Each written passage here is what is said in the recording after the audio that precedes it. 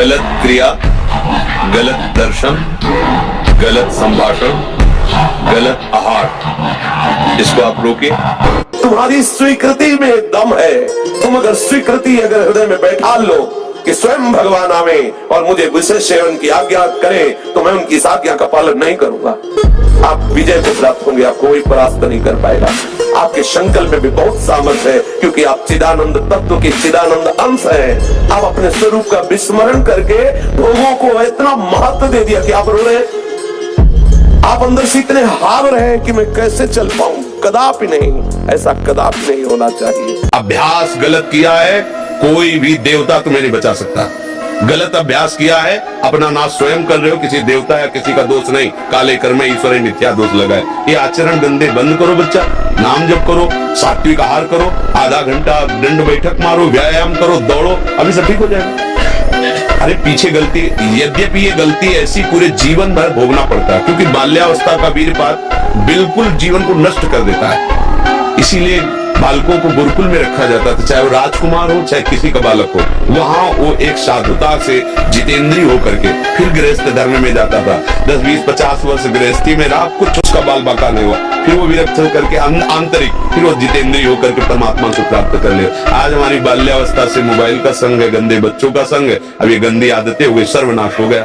अब सोचो ये अवस्था तुम्हारी चिंता सुख से ग्रसित होने की है, आनंद में उमगने की है, अभी नौ किशोर अवस्था है। ये तो मस्ती वाली, क्योंकि मस्ती हटा दिया, अब रहे क्या गया जीवन में। ये जो लोग समझते हैं ना कि जैसे खून निकलवा लो तो खून बन जाता है, बहुत गलत बात है। खून वो दान देना, वो महीने में वो बात एक अलग है, लेकिन सप्तम धातु वीर एक मन शुद्ध सात्विक पौष्टिक अन्न के बाद एक बार के लिए तैयार होता है। और यहाँ बच्चे खिलवाड़ में 2-2, 3-3 बार रोज, अब क्या होगा उनका? हड्डियों तक की सामर्थ्य नष्ट हो जाएगी, कुछ दिनों बाद देखना बंद हो जाएगा, ऐसे चौंधियाने लगोगे, होने में चक्कर आएगा, कमर दर्द करेगा, पैरों में टूटन बनी रहेगी, दिमाग में टेंशन बनी रहेगी, पढ़ोगे तो कुछ याद नहीं रहेगा, स्मृति नष्ट होने लगेगी, एक नास्तिकता छा जाएगी, फिर जीवन भार लगेगा। अभी अवस्था है तुम्हारी वीरपात करने की।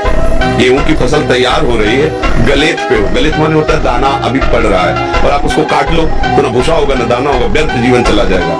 कम से कम 20-22 वर्ष ब्रह्मचर्य का पालन करो, फिर गृहस्थी में जाओ, संतान तेजस्वी होगी, देशभक्त होगी, माता पिता की भक्ति कर। ये क्या है? उद्दंडता, प्रचार, ये कहीं भी सुख प्रदान करने वाले नहीं। ज्योतिषाचार्य, दुनिया के आचार्य सब उसी परम पिता परमात्मा के ज्ञान को ही बता रहे हैं। जो सही माने में ज्योतिषाचार्य है, वो सबसे बड़ी ज्योतिष ये है कि भाग्य विधाता हमारे कर्म है। अवश्य में भोक्तव्यम कृतं कर्म शुभाशुभम, ठीक अपने कर्म कर लो, कोई तुम्हें बिगाड़ दे तो मैं बताना। ब्रह्मचर्य का मतलब यह नहीं होता कि बहुत मोटा हो जाएगा, नहीं नहीं, ऐसा नहीं है। ब्रह्मचर्य अध्यात्म शक्ति को पुष्ट करती है। ब्रह्मचर्य हीनता में मोटा हो सकता है। ब्रह्मचर्य हीन हुआ तो चर्बी बढ़ सकती है, मोटापा बढ़ सकता है और स्थूलता आ सकती है, लेकिन ब्रह्मचारी में नहीं आएगी। ब्रह्मचारी में जितना होगा बहुत पावरफुल अध्यात्म शक्ति, संकल्प शक्ति, उसकी शक्ति बढ़ती है। हर रोग, हर प्रकृति की वाक को सहने की सामर्थ्य ब्रह्मचारी में स्वयं जागृत हो जाती है। कितना मजा आता है ब्रह्मचर्य नाश। मैंने कहा कितना? बोला इतना मजा आता, मजे में आंखें बंद हो जाती है। मैंने कहा तुझे पता है ब्रह्मचर्य में कितना आनंद होता है? अरे काम वासना का आनंद कुछ पल, कुछ मिनट, कुछ सेकंड का होता है, लेकिन ब्रह्मचर्य का आनंद 24 के 24 घंटे का होता है। और ब्रह्मचारी की हमेशा आंखें आनंद में ही बंद रहती है। जितनी अधिक धार लगाओगे ना तो कामदेव को उतनी ही जल्दी मार पाओगे। अच्छी ब्रह्मचर्य की वीडियो देखो और ब्रह्मचर्य का मजा लो, मजा ब्रह्मचर्य का। आपको सच्ची कहता हूँ, आप ऐसे निराश मत होना कि इतने दिन हो गए अभी काम आता है। एक दिन वो समय आएगा कि तुम ऐसे छाती ठोक के कहोगे कि किसी की ताकत नहीं कि हिला दे। विश्व का कोई भी सुंदर भोग इतनी ताकत नहीं रखता कि मन से भी भोगने की इच्छा जाए। शरीर की तो बात जाने दो, मन से भी भोगने नहीं रखता। उनके बल से कह रहा हूं, उनके बल से कह रहा हूं, उनके द्वारा दी हुई शांति से कह रहा हूं, उनके द्वारा दी हुई शीतलता से कह रहा हूं। देखा इसमें काम देखा है, क्रोध देखा है, इसमें देखा है विकलता देखी है भोगों की, और इसमें कृष्ण कृपा भी देखी। कृपा एक ऐसी शीतलता जो जागृत हो जाती है। बुद्धि की अटकल से विषयों पर विजय प्राप्त नहीं किया जा सकता, और श्री कृष्ण कृपा से किसी की सामर्थ्य नहीं की प्राप्त करते। विश्वास कर लेना।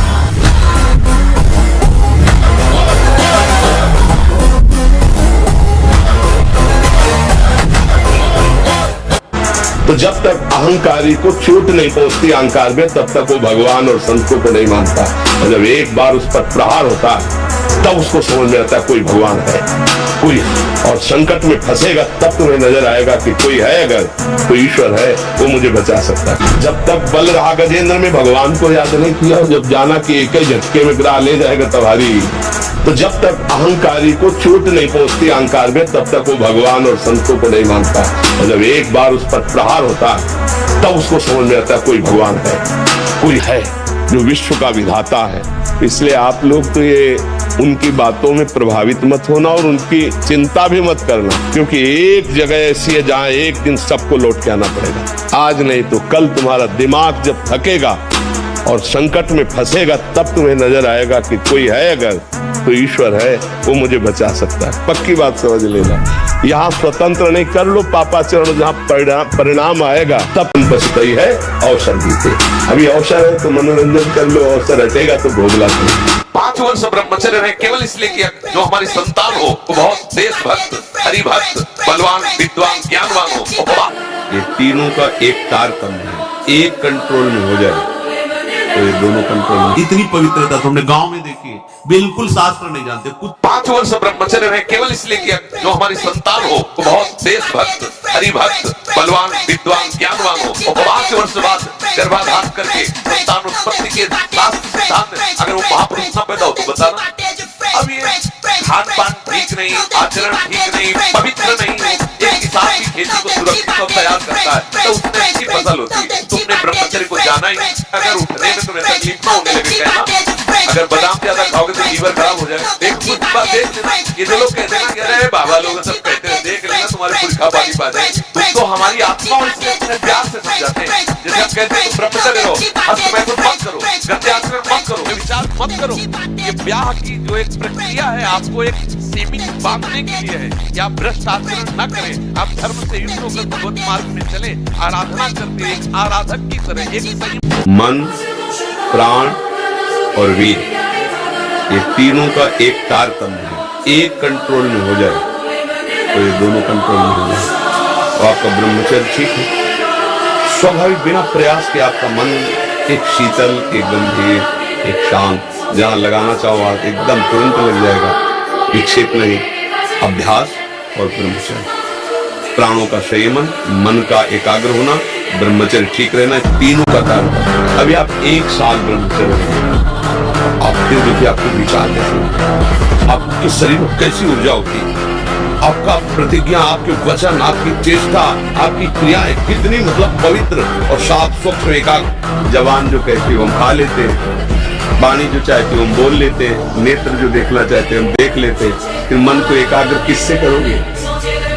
खड़े खड़े लघु शंका कर रहे हैं, मुंह में बीड़ी ऐसे, वही जनेंद्री को छुआ ऐसे कर, ना हाथ धोना, ना आचमन करना, ना पैर धोना, बिल्कुल पशुता का आचरण। और एक रंग चढ़ाए नए समय में, जूता मोजा पहनकर भोजन पा रहे। अरे साधारण आदमी जिसको कोई शास्त्र से मतलब नहीं, किसान आदमी जो बैठ हाथ पैर धो करके पीढ़ा पे बैठ करके भोजन पाने जाए, इतनी पवित्रता तुमने गांव में देखी है। बिल्कुल शास्त्र नहीं जानते कुछ नहीं, पर भोजन पाना है तो हाथ पैर धोए और लकड़ी के पीढ़ा में बैठ के और जय भगवान हाथ जोड़ करके जमीन पर बैठ के भोजन पाए। आज चाहे वो चमड़े का जूता हो जाए, ध्यान रखना, चमड़े की बेल्ट पहनने वाला और चमड़े के जूता पहनने वाले को गौ हत्या का पाप लगता है। नाना प्रकार के पापाचरणों की जो हमारी प्रवृत्ति बढ़ती जा रही है उसका कारण है खान पान, शरीर देखिए, पवित्रता अति अनिवार्य से होगी, फिर मोक्ष नहीं होने वाला। हमें ध्यान आने में किसी चीज का लालच है। हाँ बस ठीक है, तो घर में रहने से भी हो जाएगा कल्याण। बाहर, हाँ बाहर मत भागना, बाबा जी बनने की बात मत सोचना, क्योंकि गृहस्थी में रहे हो, अब निर्वाह करना बड़ा कठिन है। तो वहीं रहकर घर में, घर को भगवान का मंदिर समझो, परिवार को भगवान के जन समझो, जो मिल जाए ऐसे भिक्षुक की तरह रहो कि जो भिक्षा में मिल गया खाया, राधा राधा राधा, एकांतवास। अब कोई मित्र नहीं, कोई रिश्तेदार नहीं, कोई नातेदार नहीं, आ गया तो भगवान है, बैठकर प्रेम से भगवान की चर्चा, ऐसे स्वभाव बनाना पड़ेगा।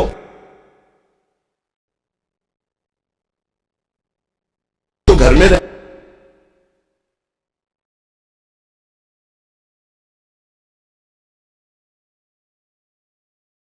भगवती कर लो।